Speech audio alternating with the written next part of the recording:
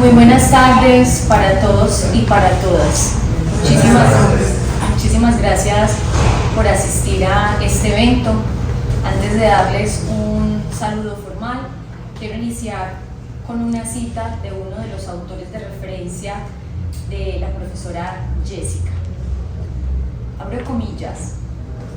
Al contrario de las anteriores, refiriéndose a las teorías afirmativas de la formación, las teorías no afirmativas de la educación, de la formación y de las instituciones que se rigen por los principios de la reflexión y la acción pedagógica ponen de relieve el hecho de que las posibilidades individuales y sociales de interacción pedagógica dependen inevitablemente del reconocimiento de la praxis pedagógica como una praxis intergeneracional que solo puede contribuir a la formación de la identidad del individuo cuando se entiende la preocupación por unas condiciones favorables para los procesos pedagógicos que son promovidos por la autonomía y la incitación a la misma como una preocupación común a todas las formas prácticas y diferenciadas de humanidad. Esta cita es de Bennett, uno de los, como dije anteriormente, autores de referencia de la profesora Jessica Morales Marín. Nuevamente, entonces, bienvenidos a este espacio académico, a este evento que es la presentación del libro La formación, una mirada en clave heideggeriana, cuya autora es la profesora Jessica Yurley Morales Marín. Agradecemos entonces haber atendido a esta invitación. Esperamos que en esta tarde podamos generar discusiones en torno al contenido de la obra y que ustedes también al final del evento puedan adquirir la obra, si a bien consideran, con la editorial Aula Humanidades, quien también nos acompaña en este evento y a quien vamos a invitar para que nos conceda unas palabras desde la editorial, en este caso al profesor Juan Manuel Cuartas Restrepo. Profesor, bienvenido. Muchas gracias. Muchas gracias. Buenas tardes a todos y a todas. Me delegaron que leyeran las palabras de la editorial Aula de Humanidades. Entonces, pues, voy a proceder. Damos inicio a la presentación del libro La formación, una mirada en clave heideggeriana, de la autora Jessica Yurley Morales Marín, que fue publicado bajo el sello editorial Aula de Humanidades en el mes de junio de este año. La editorial Aula de Humanidades, dicho sea de paso, cumple este año una década de actividad y funcionamiento. Fue fundada por un grupo de maestros y filósofos que conciben la edición como una forma de magisterio, es decir, indesligable de la formación tanto de los lectores como de los autores y editores que convergen en torno al libro. Nuestra editorial se concibe como proyecto intelectual que se traza el reto de recuperar trabajos de quienes trabajan en el campo de la educación y de las humanidades en general. En esta editorial se anima a quienes trabajan con la formación y que quisieran movilizar su producción intelectual, tanto académica como no académica, en una ruta editorial que los legitime como referentes para continuar con investigaciones, proyectos creativos y con posibilidades de discusión y de debate relativos a la educación, las humanidades y las artes en Colombia. En este sentido, la editorial Aula de Humanidades busca establecer alianzas públicas y privadas, como por ejemplo, la Red Colombiana para la Transformación de la Formación Docente en Lenguaje, la Red Latinoamericana de Estudios Simundianos y el Círculo Latinoamericano de Fenomenología. Estas alianzas constituyen entornos de investigación y estudio en ámbitos muy particulares de la investigación que permiten dotar de desarrollo las investigaciones para su transformación en libro, en aras de lograr que la producción intelectual de maestros y maestras en Colombia pueda llegar a audiencias más amplias. Uno de los múltiples objetivos de la editorial es contribuir a la divulgación de las humanidades y de la producción rigurosa y académica de distintas áreas. Por tal motivo, y para la editorial, es un gusto haber recibido el original del libro que hoy se presenta, ya que este contribuye significativamente al desarrollo de una sociología histórica que aporta, como dice la profesora Jenny Ramírez, al conocimiento de los procesos territoriales y de reconocimiento y memoria. Muchas gracias.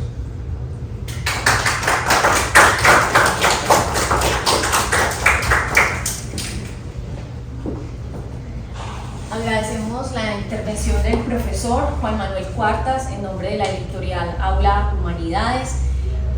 Ahora daremos paso a la presentación del libro por parte de la profesora Jessica Marín, no sin antes compartir con ustedes un breve resumen de su trayectoria profesional.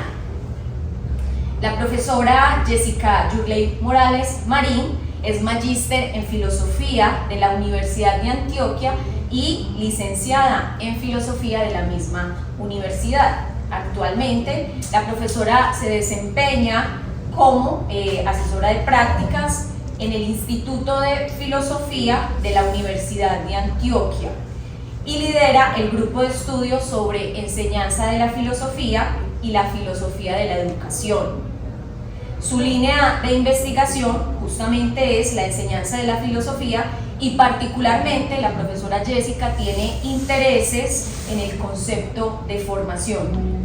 Una de sus producciones destacadas es John Dewey y su defensa frente al vínculo entre experiencia, democracia y educación, publicada por la revista Espirales. Profesora Jessica, la invito a pasar al frente para la presentación de la obra y muchísimas gracias, sea bienvenida a este espacio.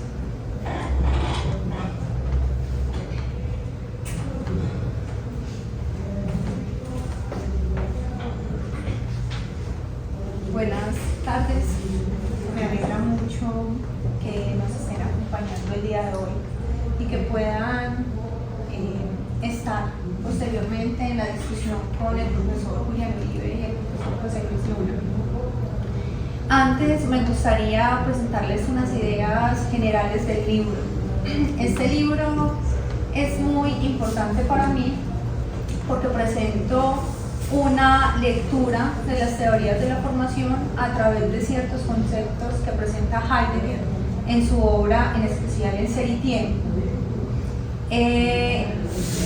Mis dos autores principales son Weber, quien me va a dar el sustento para hablar de las teorías afirmativas y no afirmativas de la formación.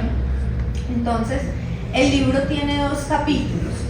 El primero, entonces, se refiere a las teorías afirmativas de la formación, que para Weber son las encargadas de transmitir la cultura, podría entenderse de generación en generación. Allí entonces el ser humano debe entender unas normas, seguir unas instrucciones y aprender a repetir aquello que la tradición y las costumbres y creencias han infundido en él. En esta parte, el ser humano necesita adaptarse a la sociedad y a la comunidad en la que vive y en la que se desarrolla. De este modo, entonces, enlazo estas teorías con el término inautenticidad o impropiedad de la obra heideggeriana, en donde él menciona algunos conceptos o algunas categorías como el uno, que es el que ayuda a que el ser humano esté inmerso en la sociedad y se desenvuelva de manera inauténtica. En este caso, Heidegger no habla del concepto de inautenticidad de manera peyorativa, sino simplemente para indicar que es un ser humano que vive gracias o alrededor de las concepciones que otros han infundido en él. Es decir, ese ser humano actúa de acuerdo con lo que otros desean para él. Aquí entonces se encuentra el primer hallazgo a estas lecturas de la formación, y es entonces que para Heidegger el modo de vivir inauténtico es fundamental precisamente para que el ser humano pueda vivir en sociedad. Es una manera inicial de enfrentarse al mundo, de llegar a un lugar de acogida y de familiaridad, porque el uno y la inautenticidad le van a generar al Dasein un modo de seguridad, es un lugar de acogida. Bueno, el segundo capítulo trata sobre las teorías no afirmativas de la formación, en donde Benner nos dice que aquí ya no se presenta ni la repetición que se presentaba anteriormente, ni el ideal de humanidad. Entonces acá se busca simplemente que el ser humano sea crítico y reflexivo frente a esa sociedad que ya, a la que ya se adaptó en un primer momento. Aquí entonces enlazo las teorías de Benner con el término autenticidad de Heidegger. Para Heidegger, el modo de autenticidad implica buscar el ser sí mismo propio, pero pasa algo muy importante en la obra de Heidegger, y es que aparece el término de angustia. Si bien el ser humano puede tener muchos sentimientos y emociones a lo largo de su vida, la angustia heideggeriana es muy importante porque es una disposición efectiva eminente. Es decir, causa algo en el ser humano que las otras emociones no. Entonces la angustia tiende a verse en una posición más elevada. ¿Por qué la angustia? Precisamente porque la angustia genera una ruptura en el ser humano. ¿Qué ruptura genera? Frente a las tradiciones. La angustia desazona al ser humano, lo saca de ese lugar de acogida o de ese lugar de familiaridad en el que se encontraba en el uno, para ponerlo en una situación incómoda y dolorosa.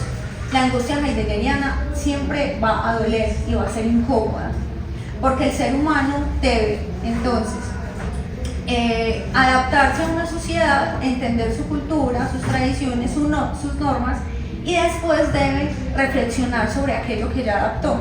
Entonces, en un primer momento simplemente las adaptaba, y en un segundo momento, después de adaptarlas, debe pensar sobre ellas.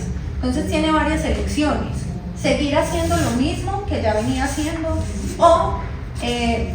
pero seguir haciendo lo mismo ya con otra carga teórica y práctica incluso, porque ya ha reflexionado sobre eso que hace. Y tiene otra opción, y es precisamente cambiar aquello que estaba haciendo. Entonces,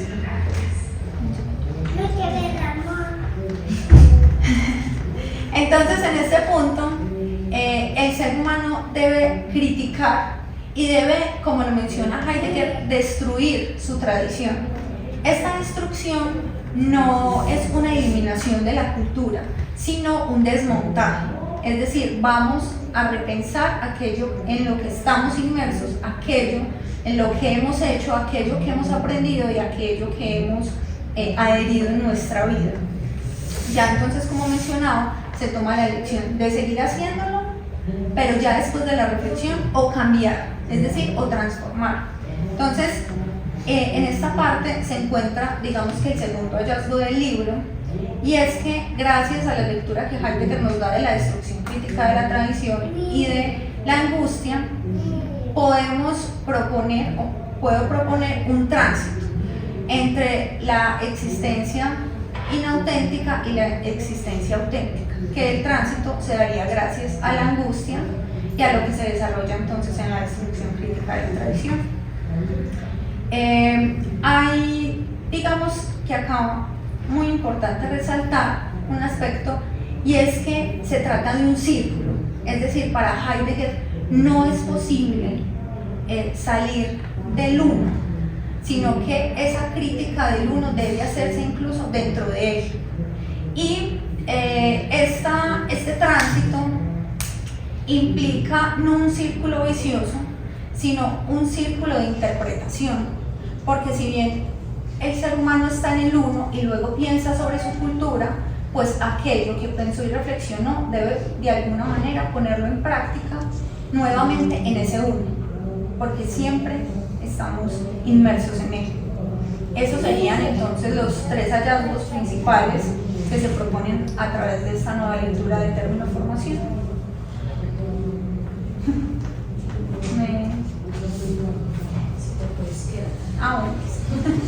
Abro paso entonces al conversatorio con los profesores y la profesora Laura será quien modera la discusión.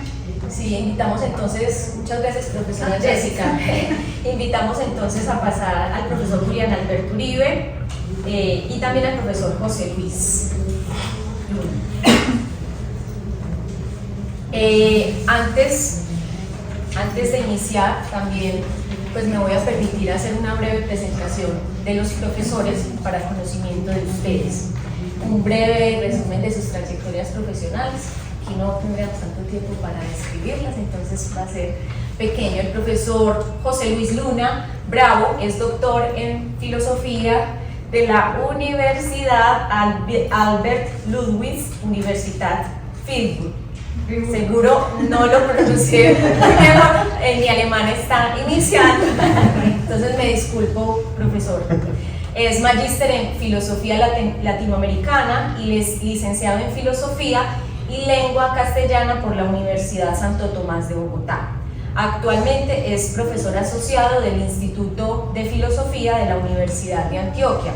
Los principales intereses del profesor José Luis se orientan al campo de la fenomenología, en particular en torno a la interpretación fenomenológica de la conciencia de imagen, fantasía, recuerdo, empatía y su vínculo con otras vivencias como la experiencia simbólica, la experiencia estética, la experiencia del cuerpo propio, la infancia, entre otras categorías. El profesor Julián Alberto Uribe es licenciado en Filosofía y Letras de la Universidad Santo Tomás de Bogotá, es especialista en Gerencia Educativa de la Universidad de San Buenaventura Medellín, magíster en Educación y Desarrollo Humano del convenio entre la Fundación Centro Internacional de Educación y Desarrollo Humano CINDE y la Universidad de Manizales. Es magíster en Educación y doctor de la Universidad Autónoma de Barcelona. Actualmente el profesor es miembro del grupo Formación y Antropología Pedagógica e Histórica FORMAP, adscrito a la Facultad de Educación de la Universidad de Antioquia, y el profesor Julián Alberto actualmente se desempeña como coordinador de la Unidad de Asuntos Curriculares de la misma universidad. Entonces, profesores, bienvenidos, muchas gracias por participar en esta discusión a partir de la obra de la profesora Jessica, y damos entonces inicio a la conversación entre ustedes.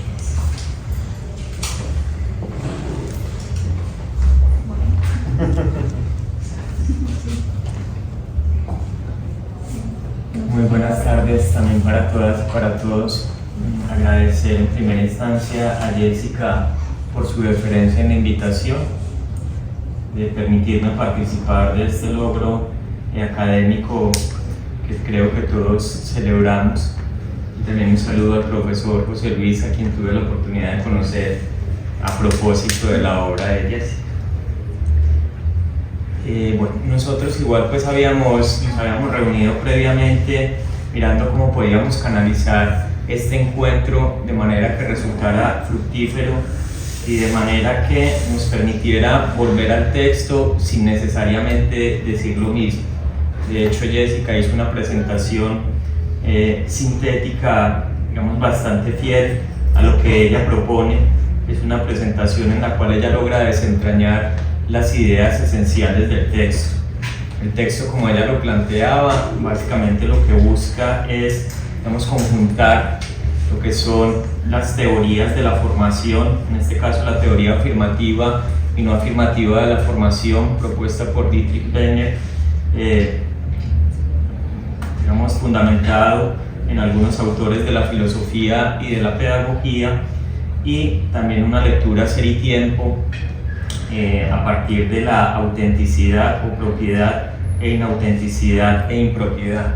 Eso entonces nos da a nosotros, digamos, luces para poder establecer una conversación en torno a tres preguntas que son básicas. La primera es: ¿por qué seguir hablando de formación hoy? Sobre ella nos centraremos en un inicio, y luego pasaremos a una en torno a los aportes que realiza la tradición fenomenológica a la idea de la formación, en la cual Jessica y el profesor José Luis, que es experto en esta temática, creo que nos orientará mucho más de lo que pueda hacer yo. Y finalmente nos gustaría también, como lectores del texto de Jessica, proponerles desde nuestro juicio alguna idea que nosotros rescatamos.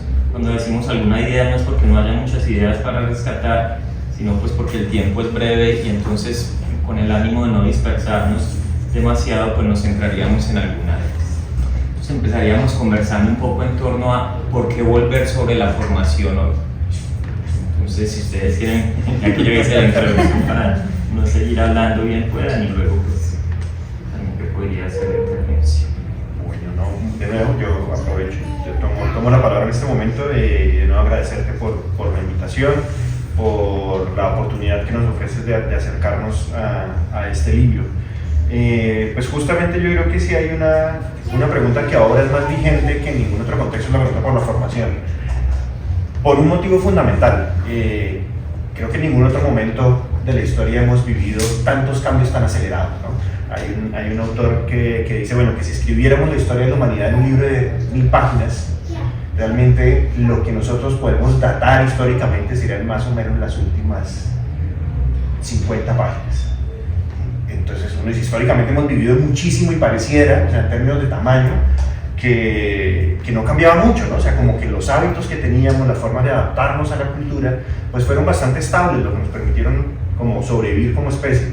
Pero da la sensación que ahora estamos viviendo un mundo de cambios tan vertiginosos, ¿no? O sea, si uno piensa en todas estas descripciones que hacen ahora del antropoceno, está como una especie de nueva era geológica marcada por la presencia del humano, pero es un humano totalmente vertiginoso, ¿no? O sea, como de unos cambios tan impresionantes que nos obligan más que nunca a pensar eso, ¿no? O sea, uno dice, cada vez pareciera que la pregunta por la formación es una pregunta que, y comienzan a aparecer estos debates sobre si uno tiene que preguntarse por el contexto cultural, a ver si la formación tiene que dar cuenta de ese contexto cultural, o justamente tenemos que hacer algo con ello para que el contexto cultural tenga alguna consistencia, ¿no? Se habla de liquidez de culturas de lo líquido, entonces ¿será que tenemos que preguntarnos por formación de lo líquido? O sea, formar así o tenemos que seguir pensando en grandes ideales, en grandes utopías. ¿Cuál es el valor de las utopías? Un poco en los debates que también nos introduce el libro de Jessica, ¿no? Si todavía vale la pena seguir pensando ideales de hombre en contextos donde estamos abocados justamente a una plurivocidad y a un cambio permanente. Entonces, en términos, digamos, como ontológicos, preguntarnos por eso, por lo humano, creo que es un asunto todavía muy valioso. Yo, aprovechando un poco la lectura heideggeriana que propone Jessica en el libro, Heidegger siempre juega con esta cosa de la diferencia ontológica, ¿no? El nivel ontológico y el nivel óptico. Y el óptico es como la praxis concreta, la que llevamos, ¿no? El nivel existentivo, ¿no? Y parece que ese nivel cambia de una manera tan impresionante. Entonces nos preguntamos por el papel de la universidad en la formación, ¿no? Si las universidades, ahora discutíamos un poco, bueno, los escuchaba conversar sobre si hay que hacer carreras para ser youtuber, ¿no? Que eso es una cosa absolutamente coyuntural. Vale la pena entonces pensar la formación de youtubers en términos profesionales. Entonces, eso que corresponde como al nivel existentivo de lo que cambia, de lo que uno como que no logra agarrar, lo que parece que no tiene consistencia, justamente porque incluso en el mundo de los youtubers lo que hoy está de moda, mañana no. Entonces preguntarnos por si tenemos que estar a la altura de esos tiempos, o todavía preguntarnos por esa idea de estructuras ontológicas, formales, si hay algo así como la autenticidad como una estructura formal, o eso ya se nos desboronó, ¿no? Entonces creo que la pregunta por la formación es más vigente porque nos enfrentamos a un reto que es una cultura muy dinámica. O sea, en este libro de la humanidad tendríamos que incluir demasiados datos, ¿no? O sea, uno diría históricamente cuánto tiempo pasó, cuántas generaciones pasaban para que ocurriera algo. Ahora ocurre tanto que creo que la pregunta es más vigente que nunca. Yo creo que por allí vale la pena no descuidarla. Y todo lo contrario, o sea, el reto mayor que tenemos entre manos es qué hacer, qué tipo de formación vale la pena pensar en contextos en los que parece que se pierden los la idea como de lo estable, ¿no? Y si queremos comprar efectivamente esa idea de lo líquido, ¿no? de la velocidad de los cambios o no, o si la formación de pronto puede ser un lugar de resistencia, decir, venga, frente a esas dinámicas arrolladoras de siempre lo nuevo por lo nuevo, de pronto pensar la formación en formas de resistencia, de tensiones que tenemos que proponer allí, ¿no? Yo en eso soy, creo yo, un conservador, yo creo en la idea de la universidad, pensándose, creo en el valor de la universidad en ese sentido más clásico, de pensar lo humano y de pensar lo que permanece, pero pues no sé qué piensa el profe, qué piensa Jessica.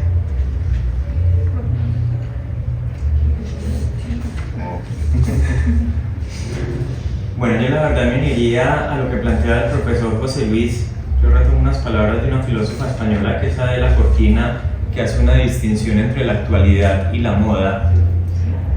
Yo diría también, como plantea el profesor José Luis, me adhiero a ese postulado, pensar la formación, porque la formación es un asunto de actualidad, no de moda.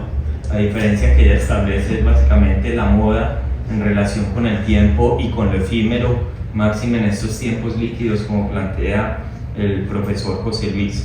Uno podría decir de la formación que, como diría San Agustín, que es un tema bastante antiguo y bastante nuevo. Bastante antiguo porque básicamente es una constante antropológica, y bastante nuevo porque se traduce teniendo en cuenta las coordenadas espaciotemporales en las cuales nosotros estamos afincados como seres humanos.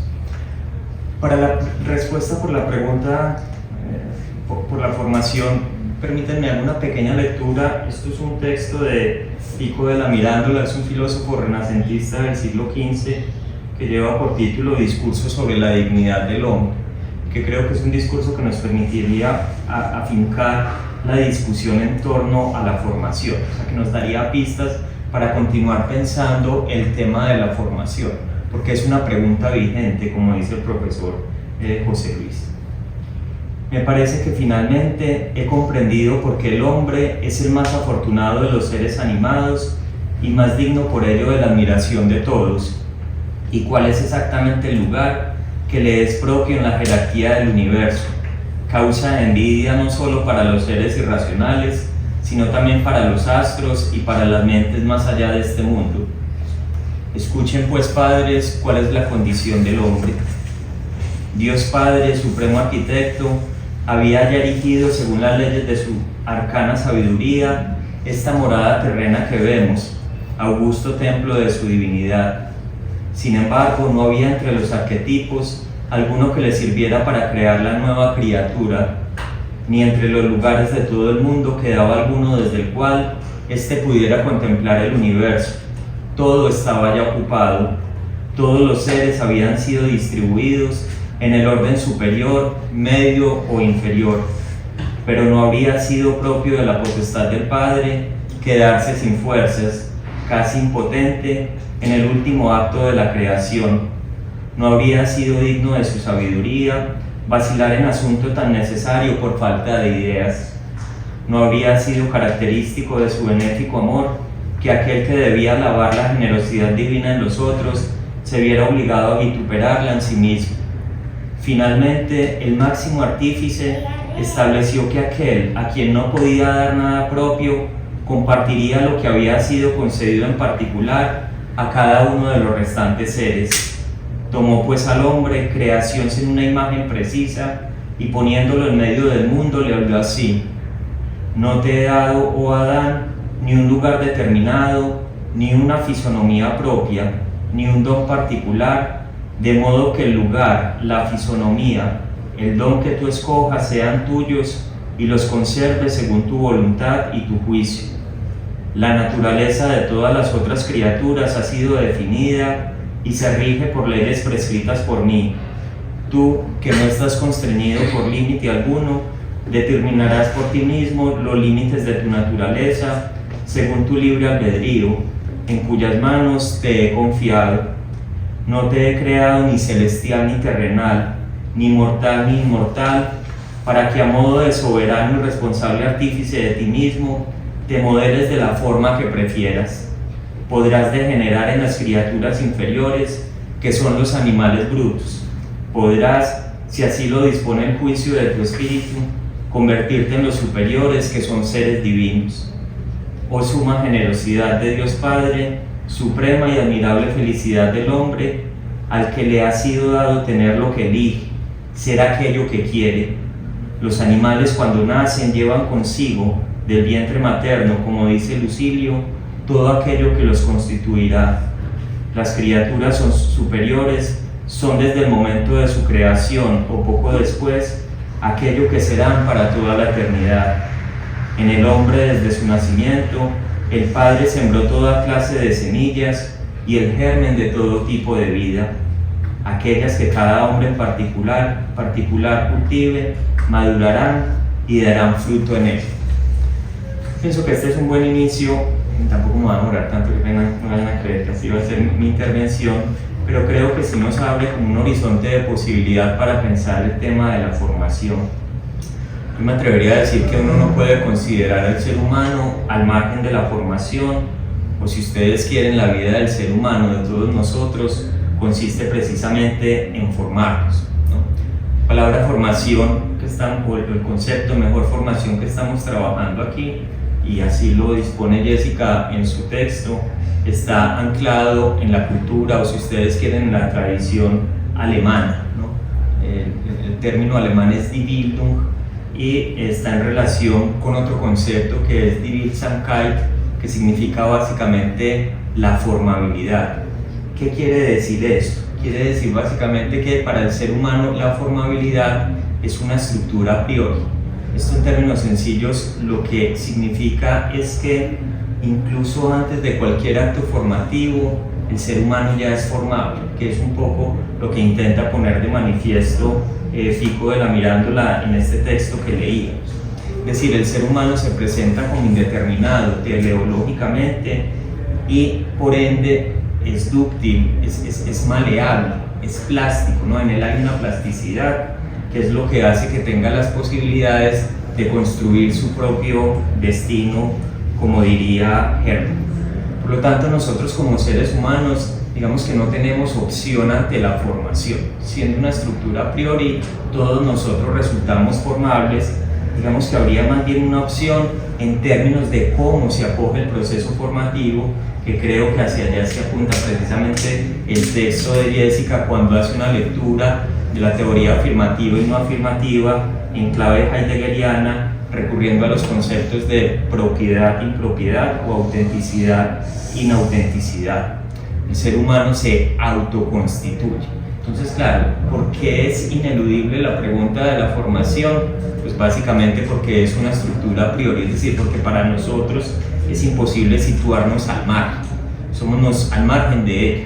Nosotros somos básicamente un proceso de autoconstitución a partir de un trabajo propio que hacemos sobre nosotros. En términos, por ejemplo, filosóficos, hay un autor que es Hegel, y Hegel básicamente lo que intenta desarrollar es que en la formación lo que hay es una pretensión del ser humano por salir de la inmediatez en la que está constituido, y eso implica, por tanto, un esfuerzo, si ustedes quieren, del ser humano hacia sí mismo, un esfuerzo de autoconstituirse, un esfuerzo de hacerse. El ser humano no se presenta como un factum, es decir, como un hecho, sino más bien como un faciendum o un faciendum, que diría uno en latín, es decir, como un hacerse progresivamente. Todos nosotros estamos llamados a enfrentarnos con esa realidad, y vuelvo y digo, en última instancia, la decisión que tendríamos es básicamente cómo acoger esa realidad que nos viene dada. Y hay una segunda razón que lo planteaba ahorita el profesor José Luis y que a mí me parece muy interesante, inclusive la entronco con un autor clave en pedagogía crítica que es Klaus Mollenhauer. Él tiene un texto cuyo título es inevitable corregir el concepto de formación general. Hace todo un desarrollo, no me interesa tanto el desarrollo, pero sí una afirmación que él tiene ahí, y es esta: desde Lessing, Fichte, Humboldt y Schleiermacher, por citar algunos, es corriente anticipar a las reflexiones teóricas sobre la formación una teoría de la época actual, que creo que era algo que planteaba el profesor José Luis. Es decir, la formación no solo nos lleva a ese acto de autoconstitución, sino que también permite rebasar al ser humano y afincarlo en coordenadas espaciotemporales. Entonces, cuando uno habla de la formación, no solo está hablando de procesos singulares, de un constituirse como ser humano, sino que también habla de esas coordenadas en las cuales nosotros como seres humanos nos afincamos y en relación con las cuales nos formamos. O sea, nadie se forma en el vacío, el ser humano no es una abstracción, sino que el ser humano se constituye, como diría un poco Spinoza, en relación con, en el comercio con el mundo, ¿no? en un eyectarse permanentemente en el mundo que plantearía Heidegger. Esto en términos pedagógicos tiene muchas potencialidades, simplemente mencionaré algo y es precisamente la corriente al interior de la antropología pedagógica, que es la antropología histórico-pedagógica.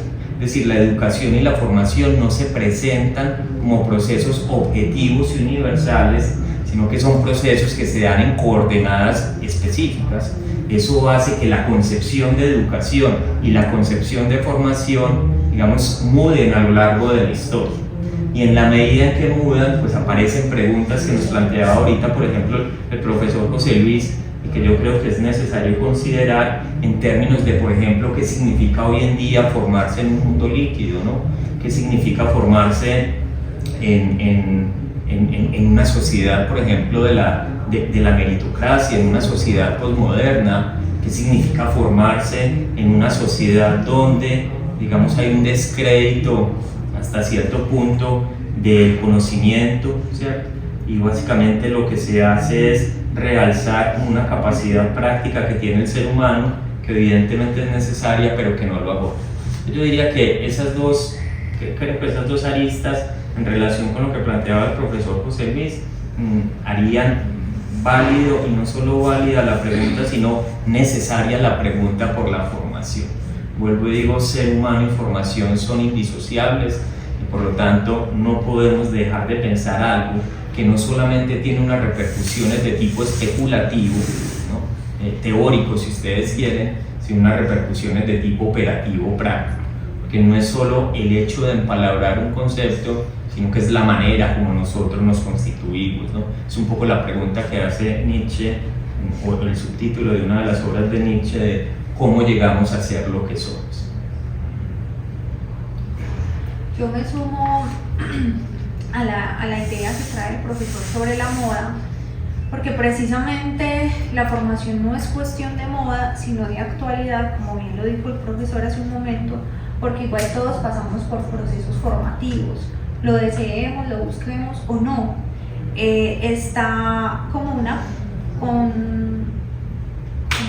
constitutivo del ser humano, lo diría Heidegger, porque precisamente llegamos a un mundo que no hemos elegido, ni el idioma ni la familia, y desde ahí nos toca entonces construirnos. Mencionando ahorita lo de los youtubers y lo de las sociedades líquidas, pensaba, bueno, ¿cuál entonces son los ideales que se están intentando construir hoy en día de la idea de formación, ¿cierto? ¿Qué seres humanos desean en este momento de la sociedad y la comunidad, ¿cierto? Ya que en cada contexto siempre hay un ideal de formación diferente. Entonces, si bien necesitamos adaptarnos a la sociedad y repetir y replicar la cultura, pues es necesario también que demos como una pausa y que pensemos realmente si esos ideales que en este momento se están vendiendo como lo deseable y lo necesario para la sociedad, si de verdad sí lo son, y si cumplen con lo que desea la sociedad y si cumplen con lo que deseamos que posteriormente se vaya construyendo en la sociedad, o hasta qué punto ese tipo de ideales empiezan también a retroceder en los avances que habíamos logrado hasta cierto punto, o empieza a contradecir a eso que deseamos en un futuro. No sé, el profe, ¿qué piensen sobre esos ideales? Si en este momento nos están llevando a un avance o a un retroceso en eso que uno desea o piensa para su futuro. Con respecto a la pregunta de lo que pasa es que es una pregunta de bastante densidad y es difícil abordar, ¿no? Porque claro, cuando uno piensa en intencionalidades formativas, digamos que las intencionalidades formativas están ancladas en una visión de la educación que ha circulado en la historia de la pedagogía, y es, hay una comunidad que está instalada en un mundo, y esa comunidad como tal declara, digamos, de suma valía algunos elementos que considera que es necesario de alguna manera transmitir a las generaciones más jóvenes, por ejemplo, como diría Durkheim. Ahora, ¿cuál es el asunto? El asunto es que en toda educación siempre hay un choque intergeneracional. O sea, hay una generación que está instalada, que tiene unas pretensiones, unas preferencias que considera de valía y que las considera de tal manera que las lega como herencia a las generaciones más jóvenes. Pero hay un choque intergeneracional porque, si bien, como planteaba ahorita Jessica, ese proceso busca una adaptación de parte de las generaciones más jóvenes, más tarde o más temprano siempre surgirá alguna disrupción, es decir, va a haber alguna ruptura, va a haber alguna inconformidad, va a haber alguna tensión que de alguna manera, digamos, como que romperá con esa, llamémoslo así, esa armonía de lo que está instituido. Entonces eso tiene una pregunta que es esencial para la educación, es una pregunta de mucha envergadura, de mucho calado, y que nos la hacemos todos los que somos educadores, y es, o sea, hasta qué punto lo que está instituido o hasta qué punto quienes estamos habitando el mundo debemos ceder a las pretensiones de las nuevas generaciones, porque es evidente que el mundo tiene que renovarse, pero también es verdad que quienes estamos instalados en el mundo, como diría Hannah Arendt, debemos defender el mundo de aquellas generaciones nuevas que llegan pretendiendo arrancar desde cero o pretendiendo erosionar a veces de manera inmediata aquello que nosotros consideramos que es valioso y que nos ha permitido habitar el mundo. Entonces, claro, hay una tensión permanente porque el asunto es dónde está el equilibrio entre esos procesos de conservación y esos procesos de renovación. Nosotros sabemos que para que el mundo, es decir, la tradición, la herencia pueda mantenerse, es necesario que se transforme, pero también sabemos que procesos acelerados de transformación, como le entendía yo ahorita al profesor José Luis que proponía, muchas veces terminan desmantelando lo que está establecido y nos llevan precisamente a cuestionar esa convicción tan arraigada en la actualidad de que todo lo novedoso necesariamente es mejor, y eso no siempre sucede. Entonces, claro, la tensión está en términos de hasta qué punto nosotros tenemos que ceder, digamos, a esas pretensiones de las generaciones más jóvenes con respecto a esas intencionalidades formativas, y hasta qué punto lo que necesitan las generaciones más jóvenes en algunos casos es que nosotros nos mantengamos fiel a aquello establecido, porque es precisamente a partir de aquello que está establecido que ellos podrán habitar el mundo. Yo creo que así como se plantea la pregunta y como se está pensando, está uno arrojado justamente al cierre del libro de Jessica. La idea de que pensar esta relación entre autenticidad y inautenticidad implica una relación más de circularidad, no en el sentido de repetición de lo mismo, sino tú lo llamabas ahora en la presentación como un círculo más de carácter interpretativo, ¿no? Esa tensión de cómo vivimos en el se dice, ¿no? En el famoso Dasman, cómo se vive en esa conservación de la cultura, al tiempo que la pregunta por la destrucción que Jessica vincula con lo de la angustia, que de hecho en la literatura no está claro. Es una cosa muy interesante porque en la literatura, digamos, más técnica sobre estudios heideggerianos, no está claro ese vínculo, por lo menos el pensamiento mismo de Heidegger, entre la noción de destrucción y de angustia, pero que Jessica vincula y que creo que funciona bastante bien, es cómo pensar ese círculo de la interpretación, como lo propones ahora, entre el nivel del se hace, de la inautenticidad que conserva la tradición. Importante lo que mencionaba Jessica allí, que no se trata de un asunto peyorativo, uno asocia la inautenticidad como un asunto maluco, ¿no? Uno piensa un poco en la minoría de edad, o sea, como que no se le viene más bien a Kant a la cabeza, y con Heidegger la cosa no funciona tan así. Entonces, cómo solventar la tensión, y pues parece que no hay que solventarla. O sea, no se trata de, por lo menos en esa línea entiendo yo, no se trata de disolver la tensión, sino entender que la tensión va a permanecer, ¿no? A mí además de esa relación, hoy me llama mucho la atención, se llama la atención, la tensión también teórica que está en el fondo, ¿no? Porque es que en el fondo tenemos nosotros una pregunta por sí, como lo decía el profe Julián ahora, estamos anclados a contextos, ¿cierto? Pero cuando nos preguntamos por la formación, nos preguntamos por constantes antropológicas. Entonces hay una tensión teórica allí en el fondo, y es como si los contextos son variantes, no podemos caer en relativismo, nos seguimos preguntando por algo que permanece en lo que cambia, ¿no? O sea, uno va y parece que la filosofía se recoge una y otra vez, y uno vuelve a ver Heráclito acá, y uno vuelve a ver a Parménides acá, y uno vuelve a ver, aprovechando, digamos, la perspectiva de trabajo del libro de Jessica, uno vuelve a ver aquí a la fenomenología pensando cómo evitar relativismos, pero sin caer en esencialismos. Entonces la pregunta teórica también está allí como muy vigente.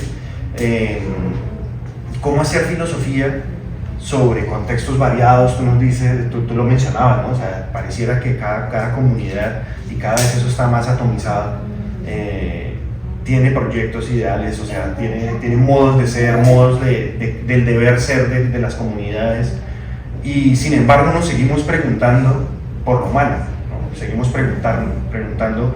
Heidegger habla de los famosos indicadores formales, por las estructuras formales de esa cosa que llamamos Dasein.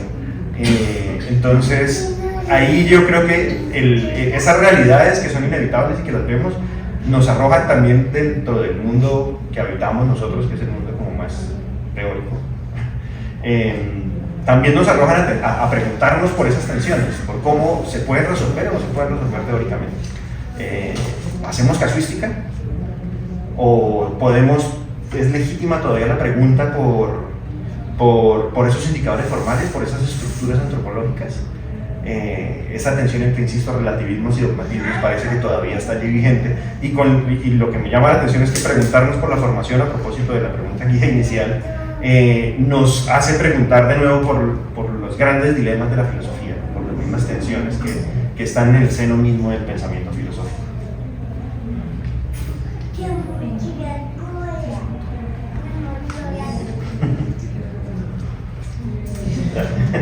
Bueno, yo creo que podríamos, hay un asunto, y es que definitivamente la formación termina siendo un concepto, digamos, con espesor simbólico, o sea, es un concepto bastante denso. Y es tan denso, o se hace precisamente denso, porque es susceptible de ser abordado desde múltiples perspectivas.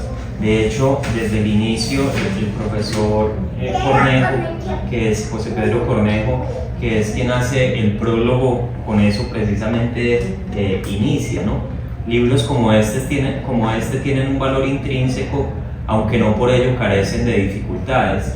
Su valor radica en el intento de tender puentes, entablar conversaciones, no solo hacia donde generalmente no se hace, sino además donde se dice que no es posible hacerse. O sea, el valor, el gran valor, o uno de los grandes valores que tiene este texto de Jessica es precisamente establecer, digamos, esa intersección, si ustedes quieren, en este caso entre la fenomenología heideggeriana. Bueno, el profesor José Luis es mucho más experto, y Jessica que yo en temas de fenomenología.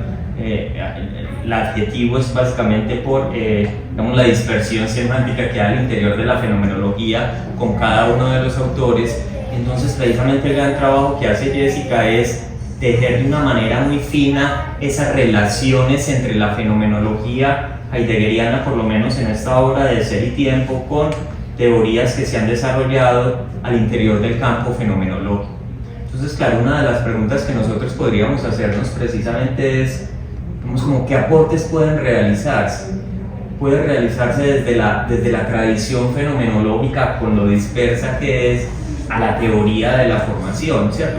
Precisamente para continuar ahondando en ese ejercicio y en ese atrevimiento. Realmente es un acto de gran intrepidez el que tiene Jessica cuando intenta hacerlo, Entonces, ¿qué puentes encontrarían ustedes? ¿En qué relaciones o qué pistas podría uno encontrar, qué horizontes de sentido desde la tradición fenomenológica, pues para continuar pensando ese tema de la formación, que como decíamos ahorita es de suma actualidad, es vigente y es una constante antropológica? No preguntarse por la formación es dejarse de preguntar por la misma humanidad, por la conquista de la humanidad. Hay algo que yo veo mucho desde que soy asesora de prácticas, y es que cuando los estudiantes llegan al aula siempre desean construir sus proyectos de intervención, por ejemplo, para formar seres críticos y reflexivos en la sociedad. Entonces yo siempre que los escuchaba hablar en torno a ese ideal que tenían de formación, yo también pensaba, bueno, ¿y dónde queda la cultura? ¿Y dónde queda el proyecto incluso institucional del colegio? ¿En dónde quedan los planes de área? Entonces yo siempre recordaba un poco lo que había visto con Heidegger, y es que yo siento que uno de los aportes que se puede hacer desde la fenomenología de Heidegger es ayudar a que la formación no se presente de una manera muy idealizada, ¿cierto? Porque todo el tiempo estamos hablando de formar esos seres críticos y reflexivos, pero entonces se está dejando de lado lo demás. Entonces la fenomenología, por lo menos desde los términos de autenticidad e inautenticidad, permiten ver ese concepto más allá de esa idealización que tenemos y de pronto darle como un poco más de realidad al asunto, porque después de varios meses los practicantes se acercan normalmente y me dicen, no era lo que yo creía. Me di cuenta que lo que había leído en toda la carrera de filosofía había sido una idealización de lo que pasa en la escuela. Yo me encuentro estudiantes que no quieren escucharme. No encuentro el estudiante que presentan en los libros de texto, que siempre están esperando que el maestro llegue para escucharlo y hacer los trabajos y talleres o lo que el maestro indique. Entonces, en ese aspecto y en los textos que yo leí sobre formación, por lo menos para el libro, yo siempre encontraba era esa idealización y ese término de formación muy elevado, en donde se veía en términos peyorativos también la transmisión de la cultura. Entonces, por eso precisamente yo cierro el libro indicando que no es un círculo vicioso, porque no es volver a lo mismo con lo mismo, sino darse cuenta de que está inmerso en una sociedad, en un uno, que lo llamaría Heidegger, pero que eso es necesario e insuficiente, por ejemplo, para lograr la autenticidad o para buscar el ser sí mismo propio, pero siempre va a ser el primer paso que tendrá que darse para lograr abrirse a un mundo de posibilidades y entender que, bueno, yo soy mucho más que eso que he aprendido, yo puedo ser diferente a lo que ya soy y puedo cambiar y puedo transformar la sociedad y la comunidad e incluso la perspectiva que tengo sobre el mundo y sobre sí mismo. Entonces digamos que eso es una de las partes o de los aspectos más importantes, porque incluso cuando Heidegger en Ser y Tiempo habla sobre la caída y el aspecto de arrojado del Dasein, él nunca habla en términos morales o negativos frente a esos conceptos. Él todo el tiempo está diciendo es que es constitutivo del ser del Dasein y no puede evitarlo, como lo ha mencionado el profesor Julián en varios momentos. No podemos evitar encontrarnos en un mundo que ya está construido hasta cierta parte, que ya tiene unas normas, unas guías, unas instrucciones para vivir en sociedad. Entonces yo creo que esa es un aspecto muy importante que pude encontrar en Heidegger y que tal vez en las teorías de la formación era un poco más oscura, como esa relación entre ambas teorías. A propósito de la pregunta de la función o del papel que pudiera desempeñar la tradición fenomenológica, además de lo que mencionaba Jessica, yo quiero retomar una idea que plantea justamente José Pedro en el prólogo, y es la necesidad de derrumbar un poco barreras, ¿no? O sea, yo creo que la academia filosófica, creo que todos tenemos un vicio muy parecido, pero hablo, digamos, de esta, y más de la tradición fenomenológica un poco anclada al estudio de autor, ¿no? O sea, se convierte en una suerte de la figura de nosotros somos como los pastores de ciertos filósofos, y frente a eso cualquier herejía tiene que ser atacada, ¿no? Entonces, si uno se dedica a husserliano, cualquier herejía hay que ser atacada, heideggeriano, levinasiano, todos esos ismos pequeñitos, creo que hay que comenzar a tumbarlos. Si bien es en términos disciplinares es muy importante efectivamente la rigurosidad vinculada a un autor, hacer los trabajos en términos cunianos un poco de limpieza de los autores, que vale la pena hacerlos. Creo que uno tiene que comenzar a derrumbar, a hacer muchas limitaciones que están impuestas por los mismos autores. José Pedro lo menciona en el prólogo, es un ortodoxo de entrada te diría eso no se puede hacer, o sea, no. Pensar la angustia en el nivel existentivo un poco como tú lo planteas, eso no es Heidegger, y menos mal no es Heidegger, ¿no? Porque si fuera Heidegger yo no estaría acá, pero si fuera una tesis así. Entonces creo que el primer gran reto que tenemos en el área de la fenomenología para que esta cosa avance es tumbar ese tipo de barreras, saber que es necesario ese trabajo, que es necesario seguir haciendo operaciones de limpieza sobre los autores, hacerlo cada vez más claro, pero que la figura de los pastores de autores creo que ya hay que mandarlas a recoger, ¿no? Y las grandes barreras que se habían construido ya no solo disciplinares, o sea, sabemos que hay algo que identifica esa cosa que llamamos filosofía, que hay algo que identifica eso que llamamos fenomenología, que hay aires de familia entre las tradiciones, que esos aires de familia hacen que no pueden evitar que yo hable con la familia vecina, ¿no? Creo que el caso paradigmático es la barrera entre fenomenología y filosofía analítica, ¿no? O sea, uno diría, son los enemigos naturales y uno ve la cantidad de investigaciones que hay ya dialogando alrededor de problemas. Creo que esa termina siendo la clave, que en el caso de Jessica asumes un problema. Dice, bueno, pensemos este problema, el problema de la formación. Uno diría, el lugar natural para pensar la formación pues son las tradiciones pedagógicas, ¿no? La disciplina pedagógica. Entonces ahí me parece, venga, pensemos el caso de Jessica de la mano de Heidegger, cómo podemos también echar luces sobre este problema.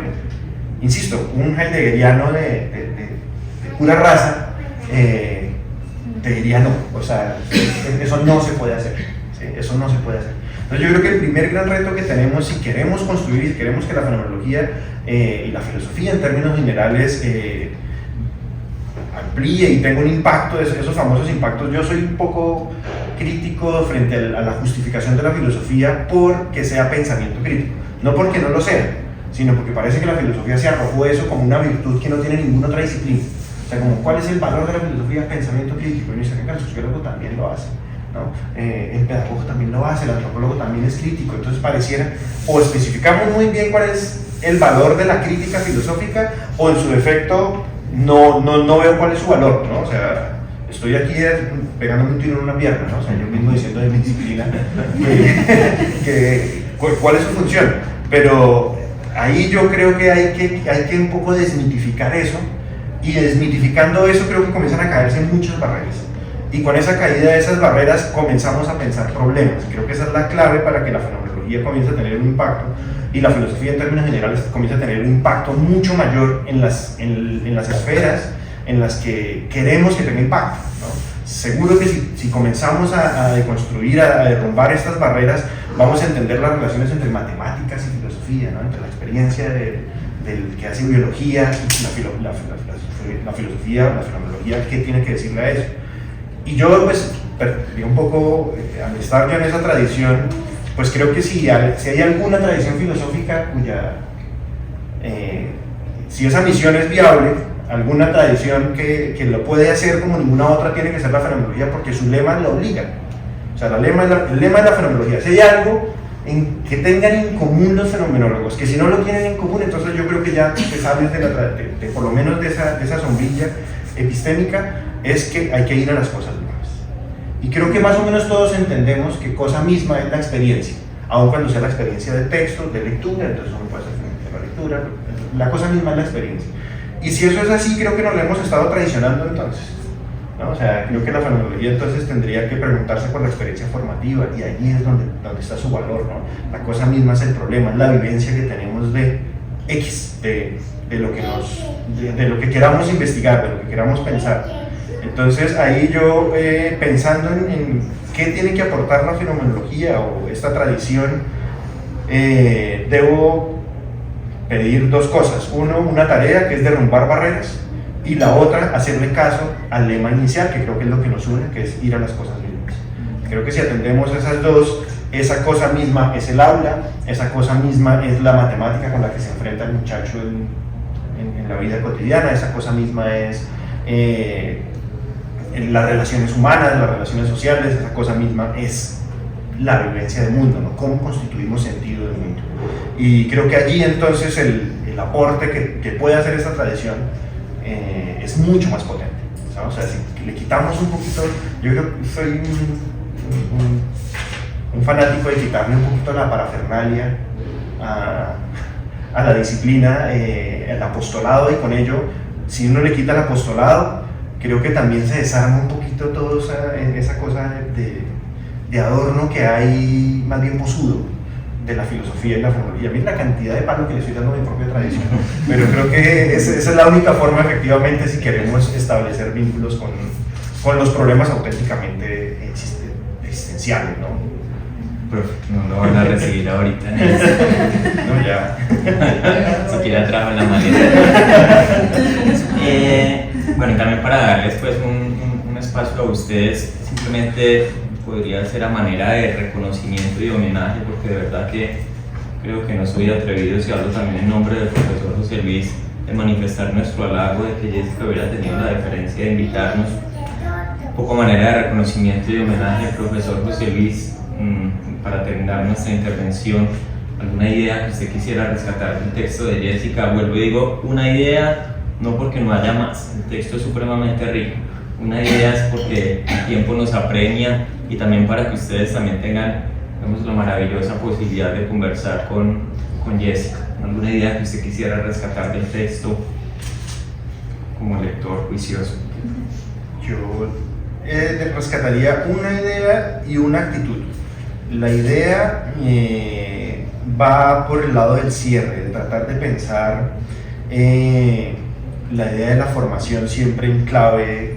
Creo que nunca conversamos sobre este concepto, y creo que de hecho no creo que sea el más indicado, no es en clave dialéctica, es en clave de circular, pero de una circularidad interpretativa, ¿no? De cómo nunca dejamos de estar en el mundo de la cultura, y que a pesar de que nunca dejamos de estar en el mundo de la cultura, que no dejamos de habitarlo, podemos revivirlo con un nuevo revestimiento de sentido, y para eso hay que atravesar por todo lo que tú mencionas, por la angustia, por la destrucción, y que eso nunca significa abandonar el mundo de la cultura, pero cómo podemos revestirlo de nuevos sentidos, ¿no? Y allí creo que nos acercamos a esa pregunta que planteaba el profesor Julián al principio, de cómo negociamos las nuevas generaciones. Y yo ya todavía no sé en cuál me interné, yo ya soy de las viejitas, creo, y desde los 15 creo que soy de las viejitas.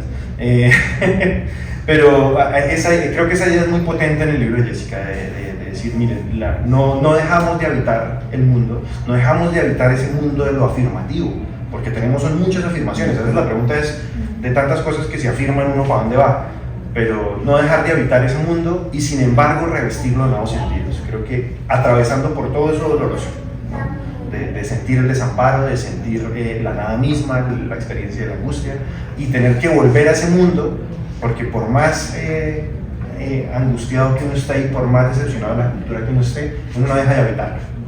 Pero entonces, ¿cómo revestirla de nuevos sentidos? Entonces, esa idea me parece que es muy valiosa, que quisiera destacar, y quisiera, por el otro lado, destacar la actitud de derrumbar barreras, ¿no? La actitud de pensar cosas que el autor no permitiría pensar, y qué bueno que no lo permita, porque eso nos deja a nosotros trabajo para pensar.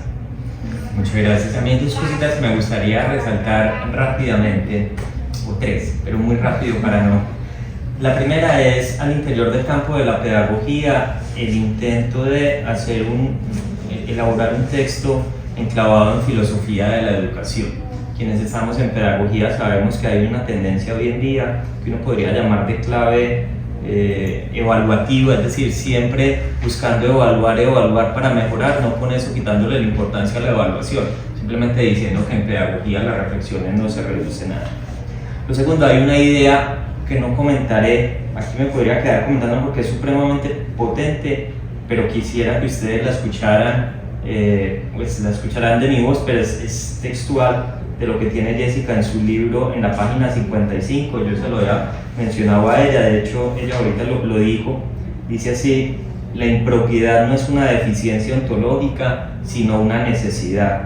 Sin embargo, la permanencia en impropiedad le impide al Dasein asumirse a sí mismo de manera propia y tomar decisiones para su comprensión y proyección en el mundo. Esta idea es supremamente bella, además es de mucha riqueza para pensarlo en educación, en el campo de la pedagogía, básicamente porque hoy en día, como decía el profesor José Luis, en un mundo que cambia vertiginosamente, donde hacemos tanto énfasis en la transformación, que evidentemente es una de las finalidades de la educación, dejamos de lado que otra de las grandes finalidades es precisamente la conservación. O sea, la gran tensión que hay en la educación es que la educación es una práctica que conserva y a la vez transforma. A mí me llama mucho la atención cuando la gente termina satanizando la educación porque no conserva, pero es que esa es una de las finalidades de la educación. Lo que pasa es que la gran pregunta sería ¿qué se conserva y qué se transforma? Lo tercero que me pareció muy bello que decía el profesor José Luis ahorita, para quienes no saben, él fue el director de trabajo de grado de Jessica. Me pareció muy bello cuando él rescataba las actitudes, porque uno solo percibe las actitudes cuando ha compartido y convivido con el otro. Entonces yo quisiera simplemente mencionar algo, es en el caso mío, yo conocí a Jessica, tuve la maravillosa posibilidad de conocerla en un curso, coincidimos en 2 cursos que yo orienté cuando ella estudiaba su licenciatura en filosofía en el Carmen, y me llama mucho la atención y quisiera resaltar esa actitud, y es la pervivencia de las cosas. Ella lo recuerda mejor que yo. Su trabajo final en el curso de formación y constitución de subjetividades, por allá en el año 2016 tal vez, fue sobre la angustia. Yo lo tengo presente. Y entonces, claro, es muy bello ver cuando, digamos, hay temáticas que a uno como sujeto lo atraviesan y de alguna manera lo acompañan y hacen camino con uno. Yo creo que el texto es una de las tantas manifestaciones de una de esas temáticas que a Jessica la ha atravesado, y de verdad que es encomiable ver cuando una persona es capaz de mantenerse de no abandonar. O sea, ahí hay un camino que se abre y es parte de la responsabilidad con uno mismo y con el mundo, el hecho de acompañar esa grieta que en algún momento nosotros tenemos. Entonces también como hacer ese reconocimiento y nuevamente pues agradecer a Jessica por la invitación.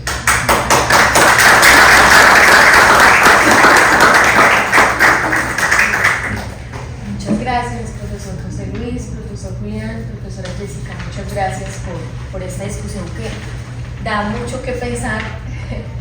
Sale uno con una angustia, pero entendiéndola en el sentido como tan profundo en el que ustedes lo alcanzan a presentar, sobre todo para quienes estamos en procesos de construcción de trabajos doctorales que pasamos por ese tipo de angustias.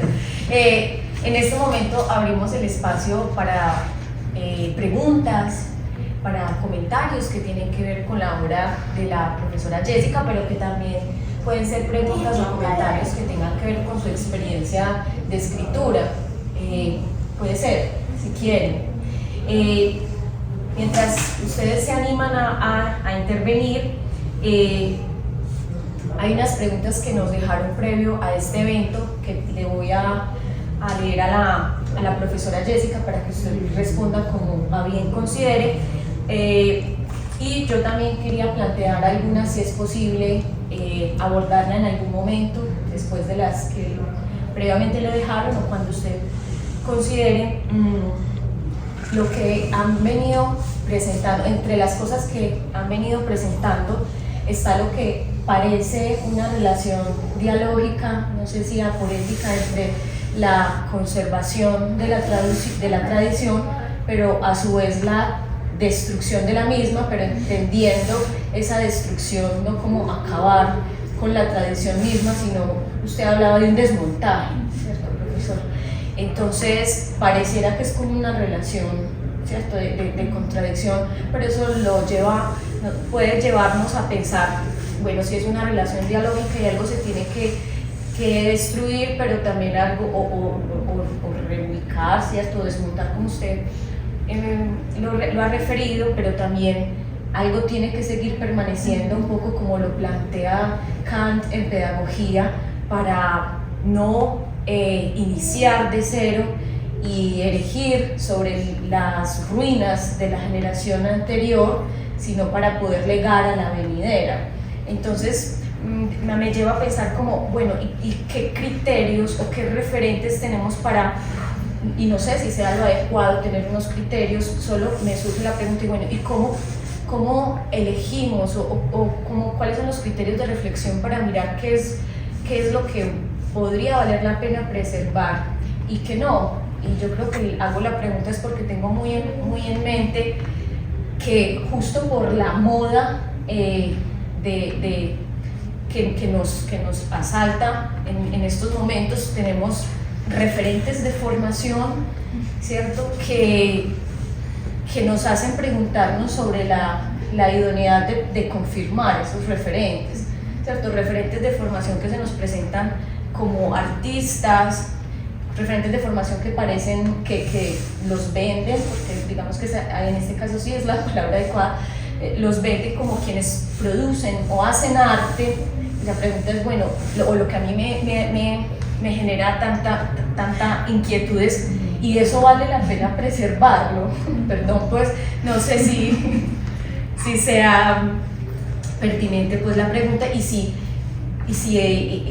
eso no conduciría, como lo plantearía venir, más bien a una, o sea, esto no derivaría mejor en una semiformación. Bueno, y profesora, le voy entonces bueno, no sé si antes de leerle las preguntas previas alguien también se anime a preguntar. Profesora Diana Melissa. Después de todo el giro que hiciste, Laura, llegaste a la pregunta por la semiformación. Bueno, yo pues Jessica, tú sabes que me alegra muchísimo pues estar acá en este espacio y que efectivamente, como lo señalaba José Luis, la historia de la fenomenología es una historia de las herejías, ¿no? Lo planteaba el mismo Paul Ricoeur justamente en el conflicto de las interpretaciones, cuando hacía un intento de reconstruir la fenomenología como movimiento. Yo creo que nosotros trabajamos 3 autores distintos en fenomenología, o 3 cosas, pero creo que hay una cosa común y que aparece en el texto, es que la fenomenología se ocupa de una de las tantas preguntas es por las estructuras en las que como humanos decimos que nos humanizamos, o pensamos o materializamos nuestra humanización. O sea, creo yo que indistintamente si uno se ubica en un Husserl, o en un Heidegger, o en un Levinas, o en un Merleau-Ponty, etc., y todos los que sigan, ¿cierto?, en el mismo Ricoeur, que a veces no se reconoce a sí mismo como fenomenólogo o dentro de la tradición fenomenológica, ese sería pues como un punto en común. Sin embargo, hay una cosa interesante, pues en la medida que los escuchaba, recordaba varias cosas que quizá conversamos, y que es a propósito de lo que señalaba José Luis al final, y es tomar un autor o un problema más bien en el campo de la filosofía de la educación permite justamente matizar intuiciones, pero no afirmaciones respecto a lo canónico del autor. Por ejemplo, Heidegger no pensó en la enseñanza, o sea, no fue su problema. La educación, en sentido estricto, digámoslo así, tampoco, ¿sí? Pero sí creo que es posible que él nos ponga en juego la pregunta nuevamente por la idea de lo humano, y ahí voy a intentar plantearte la pregunta, y es, una de las críticas que se le hace al trabajo fenomenológico heideggeriano es que no tiene en cuenta la dimensión ética. ¿Sí? O sea, que esa sale como, pues que es un poco diluida, y porque además, al hablar de hacerse en el mundo, ¿cierto?, ese hace que está haciéndose en el mundo en una relación con las cosas, hay en ocasiones un olvido de lo otro, o del otro, de lo ético ahí. Entonces a mí me interesaría pues saber tú cómo puedes pues no tienes que resolverlo, o sea, por Dios, ni más faltaba, yo daría por una tesis doctoral también, pero sí digamos en torno a esa crítica que es una de las acérrimas que usualmente se le hace a tú, pues, que planteas, que encontraste, qué intuiciones te dejó abierta este foco sobre el proyecto heideggeriano a propósito de que no es estrictamente una paráfrasis de Heidegger.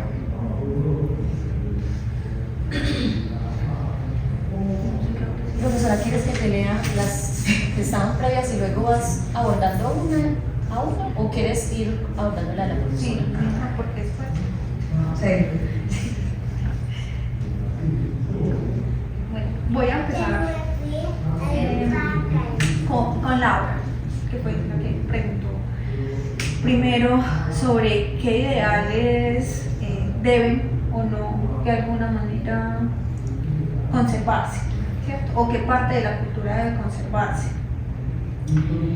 Bueno, realmente es muy complejo porque, como lo mencionaba el profesor José Luis, yo hice una lectura de Heidegger pues, en torno al concepto de formación, y es muy complejo por la diferencia ontológica y óntica. Entonces, digamos que a partir de esa lectura que nos proporciona Heidegger, no habrían como unos criterios específicos sobre cómo hacer precisamente ese filtro de ideales. Pero sí podría decir que esos filtros se pueden develar a través de la angustia y a través de ser conscientes de que somos un ser abierto a un mundo de posibilidades. Hay algo que presenta Heidegger muy bonito con el uno, pero que no lo presenta de manera peyorativa, sino que hay una paradoja cuando estamos inmersos en él. Y es que el uno nos vende muchas cosas, y en ese montón de cosas que nos vende, también nos vende la idea de que somos libres y de que nosotros podemos elegir, pero detrás de eso solo está esa idea, pero realmente él es el que elige por nosotros, ¿cierto? Entonces, voy a intentar dar un ejemplo para que no suene de pronto muy abstracta la idea, y es que estamos inmersos ahora en una cultura de redes sociales, y a través de esas redes sociales nos venden la idea de que nosotros podemos elegir lo que deseamos ser, pero dentro de eso está ya vendida la idea de que debemos replicarlo. Entonces, al fin y al cabo, no hay una elección y no hay una libertad propia para nosotros decidir eso que debemos hacer. Entonces, por eso precisamente no hablo de criterios, sino de que la angustia nos ayuda a hacer el filtro, porque en la angustia, al momento de desazonarnos, precisamente ya no disfrutamos aquello que disfrutábamos. Entonces, no sé, uno ama ver una película y está con esa sensación de incomodidad e intenta verla y ya no siente ese amor por esa película que sentía antes. Y se da cuenta que no solo pasa por la película, sino por un montón de cosas, y que realmente ya no disfruta nada, y que está muy incómodo y que no se siente familiarizado con nada.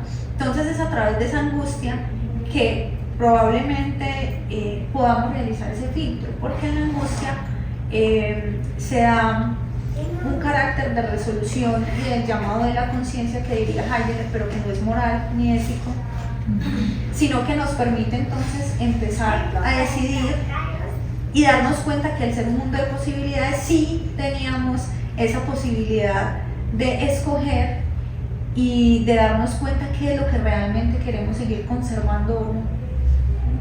No sé si tienen otra pregunta. No, está muy bien. Muchas gracias, profesora Jessica. Quiero proseguir con la de la profesora Diana Melissa.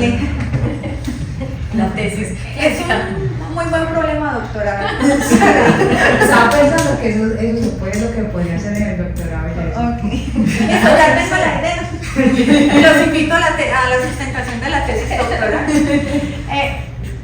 Miren, yo encontré algo, y es que Heidegger, precisamente cuando habla de la angustia, si no se han dado cuenta, es mi término favorito de la filosofía heideggeriana, ya lo mencioné el profesor Julián desde hace muchos años, y hay algo que se llama el cuidado, ¿cierto?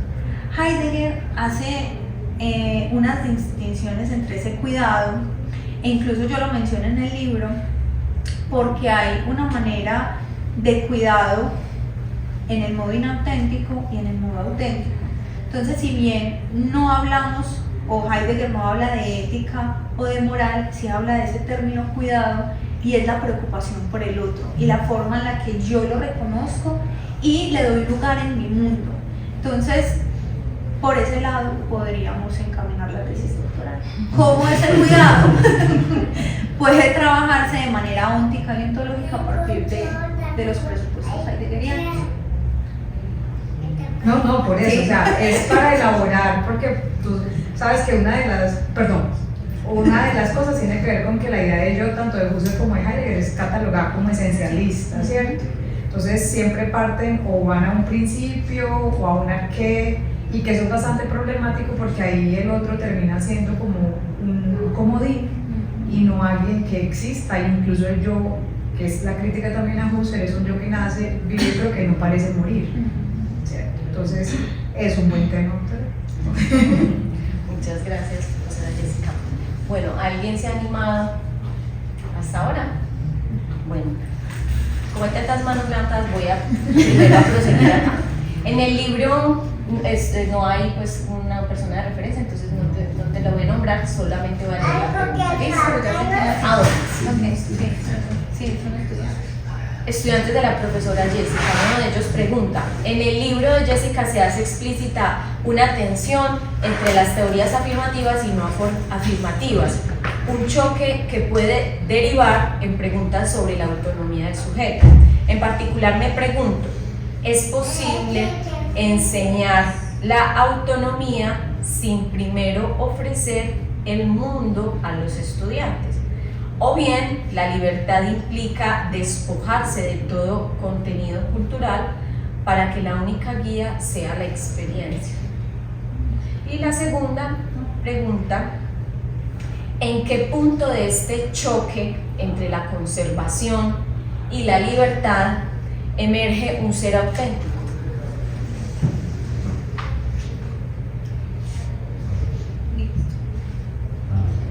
Yo creo que la primera pregunta ya se ha abordado un poco con la discusión que hemos tenido con los profesores, y es que no podemos salirnos de la cultura. No podemos creer que ya no estamos inmersos en el uno, porque realmente vivimos en él y no hay otra opción, no tenemos otra manera.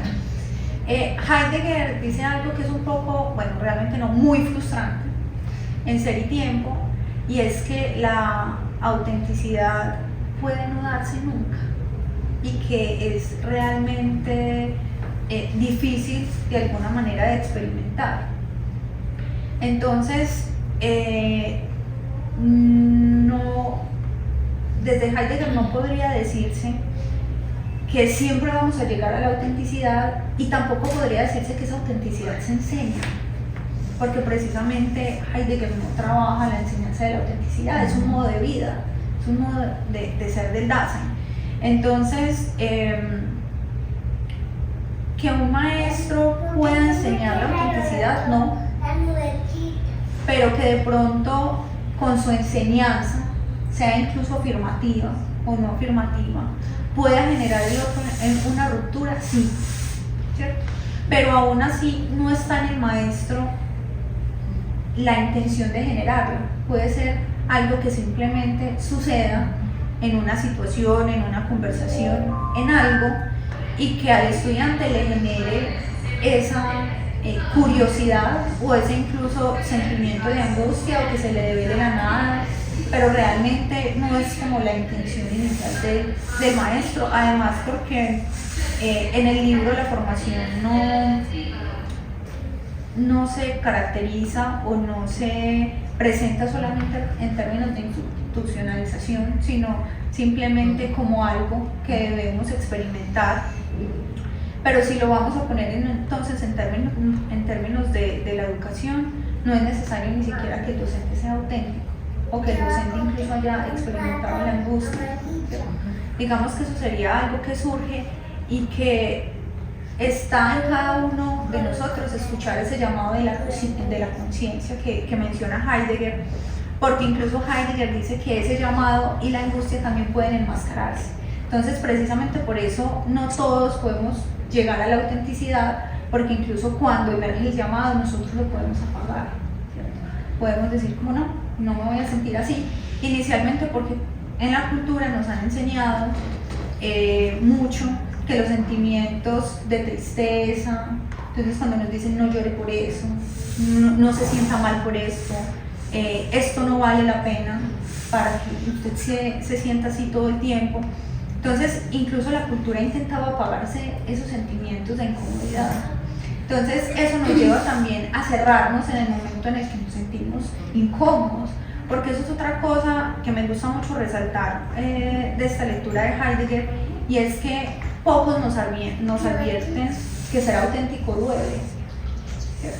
Todo el mundo habla de la autenticidad como lo máximo, ser un sujeto o tener pensamiento crítico es lo máximo, es lo mejor, es lo que siempre se debe buscar, pero nunca nos están advirtiendo que eso duele y que aparte de que duele hay que tener valentía y coraje para enfrentarse a las cosas que vienen después de ese sufrimiento, de ese dolor.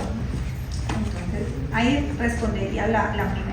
Si me permites, Jessica, pues me haces pensar en que quienes saben de filosofía, pues no es inusual escuchar que cuando se pretende operativizar ciertos conceptos o específicamente transformarlos en proyectos curriculares tienden a fracasar.